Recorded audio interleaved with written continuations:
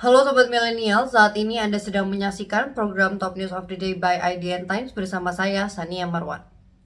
Mantan Direktur Utama PT Pertamina, Karen Agustiawan resmi ditahan KPK. Dirinya ditetapkan sebagai tersangka dalam kasus dugaan pengadaan LNG di Pertamina pada tahun 2011 hingga 2021. Diperiksa selama hampir 9 jam oleh penyidik KPK, mantan Direktur Utama PT Pertamina, Karen Agustiawan, ditetapkan sebagai tersangka.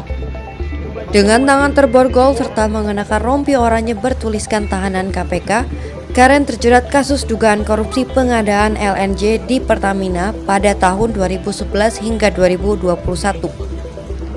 Dalam kasus ini, Ketua KPK Firly Bahuri menyebut tersangka sempat melakukan kerjasama dengan beberapa produsen dan pemasok LNG di luar negeri dengan sepihak dan LNG tersebut tak sampai di Indonesia.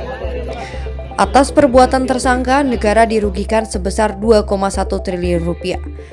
Dari perbuatan GKK alias KA mengakibatkan timbulnya kerugian keuangan negara sejumlah sekisar 140 juta US dollar atau setara dengan 2,1 triliun rupiah. Atas perbuatan tersebut, GKK alias KA disangkakan melanggar pasal 2 ayat 1 atau pasal 3 Undang-Undang Republik Indonesia nomor 31 tahun 1999 tentang pemberantasan tindak pidana korupsi sebagaimana telah diubah dengan Undang-Undang Republik Indonesia nomor 20 tahun 2001 tentang perubahan atas Undang-Undang nomor 31 tahun 1999 tentang pemberantasan tindak pidana korupsi Yonto pasal 55 ayat 1 ke 1 KUHP. Sedangkan mantan Direktur Utama PT Pertamina yang menjabat pada tahun 2009 hingga 2014 tersebut membantah telah merugikan negara.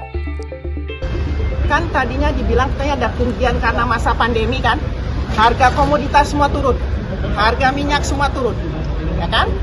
Nah, tapi sebetulnya kalau piawai, karena kita kalau misalnya mengelola volume LNG, itu tahu kapan harus melepas, kapan harus tahan, harus mengetahui tren ke depan dan yang ke belakang, harus dibuat statistiknya dan harus mengenal mengenai geopolitik. Makanya tadi saya bilang, yang 2010, 2011 yang tadi disampaikan rugi, tidak perlu rugi kalau itu dijalankan.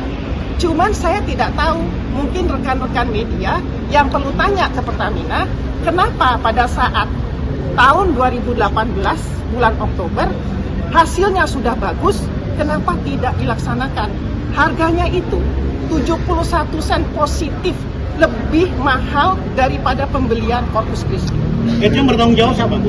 Saya tidak tahu siapa pada saat itu yang menjabat di 2018. Berarti saya sudah resign di tahun 2014. Berarti ya? Ibu mengeklaim kerugiannya itu sebenarnya dari 2018. Betul. Selain membantah dirinya tidak merugikan negara, ia juga turut menyeret mantan Menteri BUMN kala itu Dahlan Iskan yang dinilai mengetahui kerjasama tersebut. Terima kasih Anda telah menyaksikan program Top News of the Day by IDN Times. Ikuti terus perkembangan berita-berita terbaru hanya di kanal YouTube IDN Times. Saya Sania Marwan bersama tim yang bertugas mengucapkan terima kasih dan sampai jumpa.